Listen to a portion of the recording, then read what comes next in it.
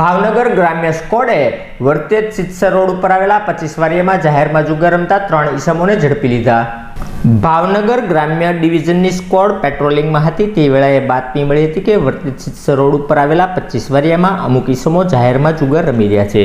જે બાતમીના આધારે પોલીસે રેડ કરી જુગાર રમી રહેલા ભાવેશભાઈ રાજુભાઈ સોલંકી, કાનાભાઈ મનસુખભાઈ સોલંકી અને નરેશભાઈ મનસુખભાઈ સોલંકીને રોકડા રૂપિયા 12,110ની મત્તા સાથે ઝડપી લઈ ધોરણસરની કાર્યવાહી હાથ ધરી હતી।